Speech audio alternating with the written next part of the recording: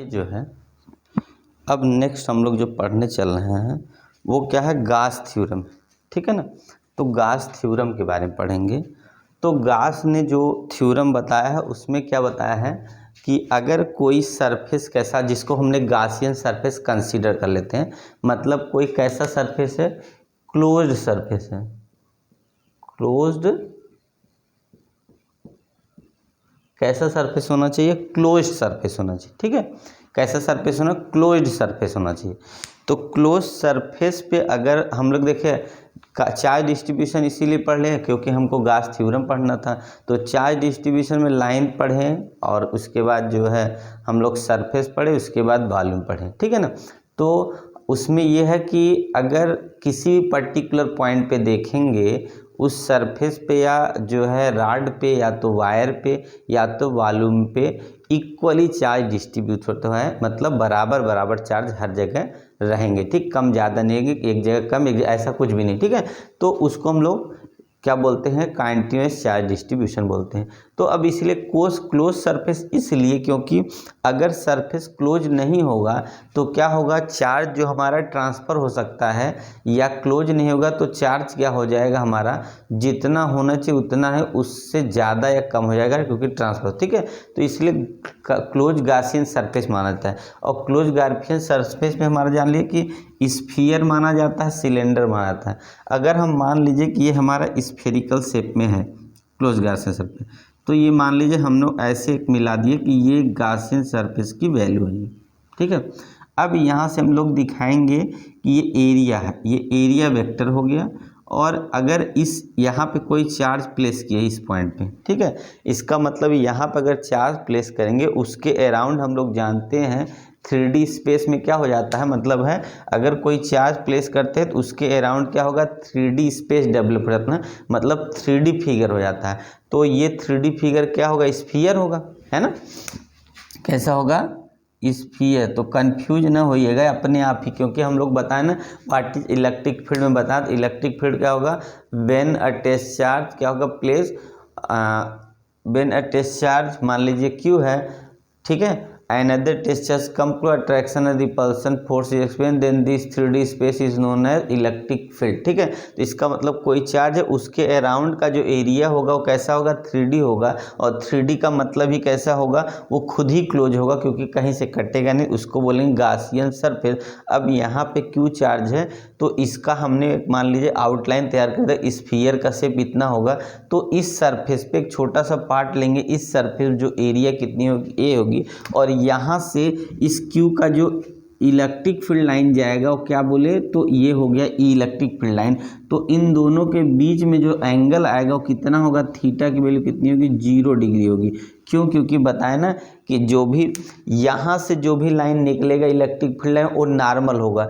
Normal होने का मतलब जैसे ये होगा, अगर ये नॉर्मल होगा ये, और ये एरिया और ऐसे करके मान लीजिए एरिया की वैल्यू है, ये नॉर्मल हो गया और ये एरिया की वैल्यू, दोनों के बीच का एंगल कितना है, तो 0 डिग्री होगा। ठीक है, जैसे मान लिया ये एरिया हमारा हैंड्स है तो एरिया ये हो गया और नॉर्मल यहाँ से जो है इलेक्ट्रिक फील्ड लाइन ऐसे निकल रही है, तो दोनों के बीच का जो एंगल होगा, एंगल बिटवीन जो है area vector and electric field is 0, तो इसके बीच का एंगल 0 डिग्री हो जाएगा। ठीक है, तो यहाँ क्यों 0 डिग्री हो, क्योंकि यहाँ से नॉर्मल निकलना, तो ये नॉर्मल हो गया और एरिया के बीच के नॉर्मल है, एरिया के बीच का मतलब है, एक तरह से ऐसे कर सकते हैं कि अगर ऐसे लाइन निकल रही है जैसे ये सीधा सीधा निकल रही है, ठीक है, और हल्का सा अगर इधर ले लें, अगर ये हल्का सा इधर निकलेगा तो इसमें देखिएगा तब ये एंगल डेवलप हो जाएगा। तो एरिया यहाँ पे जो भी एरिया होगा यहाँ पे एंगल के साथ लेना होगा। ठीक है, तो वहाँ पे क्या होगा, तब एंगल जो है दोनों के बीच का एंगल थीटा की वैल्यू कुछ आएगी, तो इस तरीके से होगा। तो जो थ्योरम है तो हम लोग पहले ही फ्लक्स पढ़े, flux is equal to close integration into ds equal to क्या होगा, ये Q अपन एप्सिलॉन नॉट, ये हमारा गास का जो है ये थ्योरम का स्टेटमेंट है। क्या है, तो गास के थ्योरम का स्टेटमेंट क्या है कि अ क्लोज इंटीग्रेशन या अ क्लोज गासियन सरफेस क्या होगा, अ क्लोज फ्लक्स, यहाँ पर फ्लक्स है, flux is equal to close Gaussian surface, ई मतलब total electric field pass through the unit area is equal to 1/Q epsilon naught time of total charge in close. इसका मतलब ये हुआ कि अगर हम कोई क्लोज गॉसियन सरफेस लेते हैं तो क्लोज गॉसियन सरफेस जब लोगे तो उसका जो है क्लोज इंटीग्रेशन, ई मतलब जितनी इलेक्ट्रिक फील्ड लाइन पास करी वो, और ds का मतलब होगा जिस एरिया से पास करे, इसको ds एरिया भी मान सकते हैं, जिस एरिया से पास के उसका मल्टीप्लाई करेंगे तो वो इक्वल किसके होगा, तो इक्वल हो जाए कितना होगा कि 1/एप्सिलॉन टाइम और टोटल चार्ज जितना कंटेन किया है। ठीक है, टोटल चार्ज जितना कंटेन किया। इसका अगर प्रूफ लेते हैं तो देखिएगा करना क्या है, हम लोग सबसे पहले क्या करेंगे, close integration E into D S is equal हो जाएगा, यहाँ पे इसकी वैल्यू कितनी होगी, तो देखिएगा ई को हम क्या करेंगे बाहर करके क्लोज इंटीग्रेशन क्या लगा देंगे, डी एस लगा देंगे। ठीक है, तो ई की वैल्यू ऐसे रखेंगे और यहाँ डी एस की वैल्यू कितना है, तो देखिएगा यहाँ पूरा सरफेस की बात करेंगे तो पूरा सरफेस कैसा स्फीयर है, और स्फीयर का फार्मूला होता 4πr², अगर हमने इसकी रेडियस को r कंसीडर कर ले, इसका मतलब ds का जो इंटीग्रेशन होगा उसकी वैल्यू होगी 4πr² हो जाएगा। और हम लोग जानते हैं कि अगर कोई क्या हो चार्ज होगा उसका जो इलेक्ट्रिक फील्ड का वैल्यू होता है 1/4πε0, और q क्योंकि यहाँ चार्ज q है और अपन r की जगह रेडियस है तो r² होगा इंटू 4πr²।